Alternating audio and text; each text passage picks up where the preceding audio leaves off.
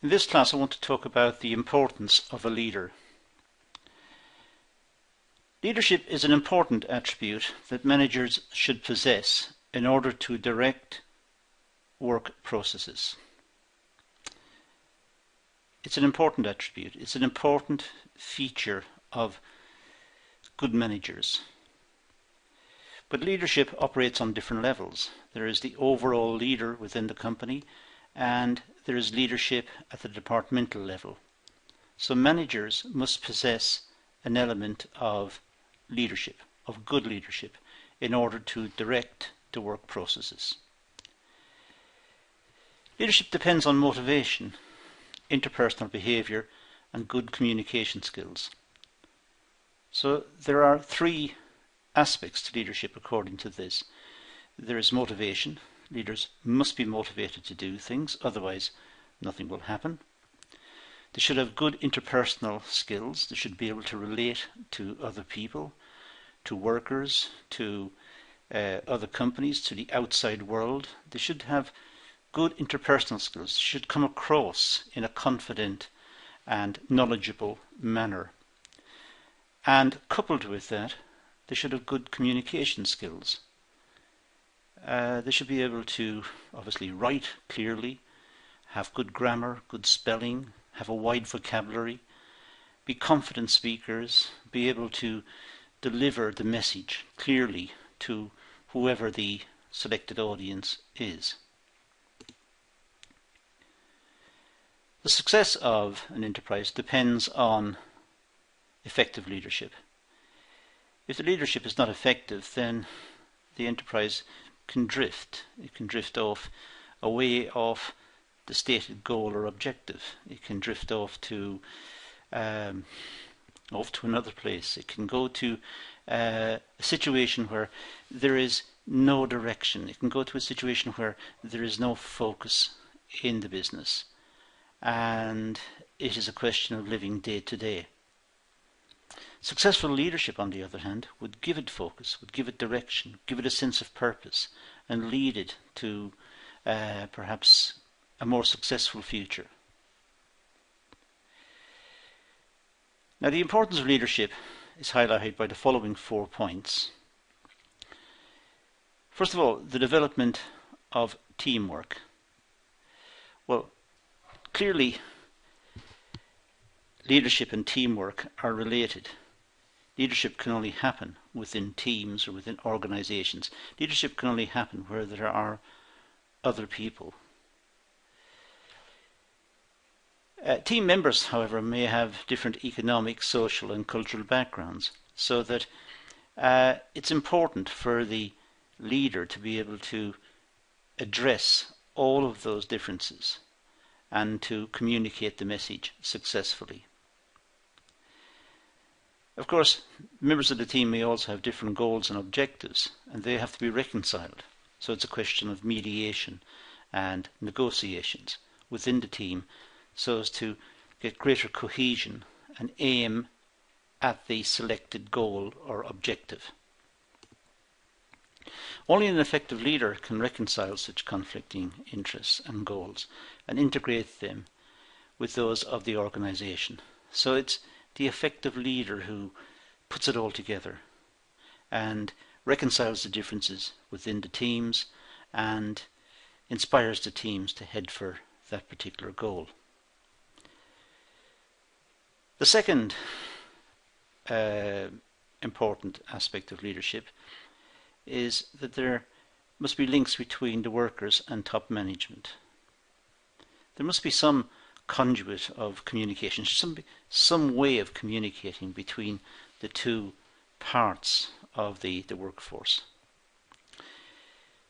Good leaders can inspire workers and develop a common interest.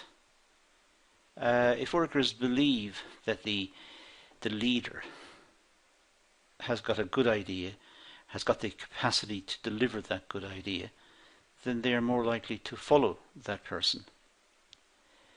And of course, leaders can also influence top management in designing policy and strategy. It's pointless to leave top management isolated to design the strategy and the policy without reference to what is below them, what is the organisation, and what are the conflicting interests within the organisation. So a leader is the person who bridges the gap. The leader is the one who both sides, top management and workers, can all turn to and get that sense of leadership, sense of direction.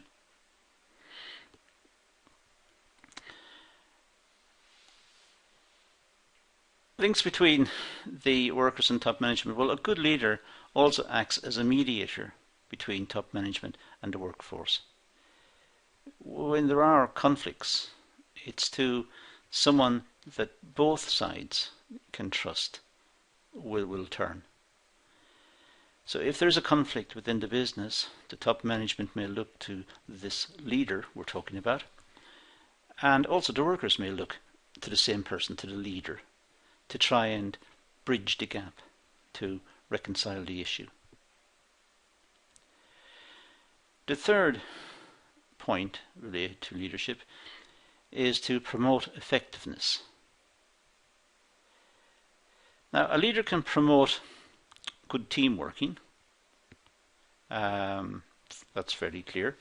So the team relate to the leader and they follow the leader, and that means the team is more cohesive, it's more focused, it's more capable of achieving its targets.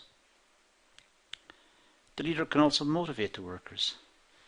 When morale is low, the leader can insert a spark, can insert motivation into the workers so as to keep them on the track and to keep the work effort at a high rate. It must be able to communicate. The leader must be able to communicate with all levels of management. So the leader cuts across the whole organisation. The leader is someone who can communicate at all levels in a language that is easily understood by everyone, and at the same time it is pulling everybody in the direction in which the organisation wants to go, a direction which is consistent with the stated strategy. The leader can resolve disputes. Well, it can mediate, can help when there are issues, can appeal to the management to compromise, can appeal to the workers to compromise, can try to find solutions which is some sort of common ground between the two parties. So the leader is important in trying to resolve disputes. The leader is the one who explains company policy. This might be to the outside world or to the markets or to the press, or it could be explaining the policy to the workers. It could even be explaining the policy to the management, because the management themselves may not be entirely clear about the direction that they have set or what the obstacles or issues are. So it's to the leader to articulate the policy and to clarify the policy. And finally, the leader can ensure a smooth and continuous flow of output through the department. Well, by simply motivating and communicating and resolving the disputes and going through the points we've made earlier, the output will be smooth and continuous, or it should be. So that is the, if you like, the unique contribution of the leader in that context. The final point is effective direction.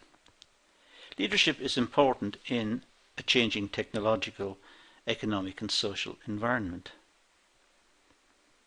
The world is not standing still. There are new discoveries all the time and new innovations and new working practices, and there's new demands on management to facilitate perhaps the requirements of government in terms of new legislation and new products demanded in the market and new technologies coming out all the time.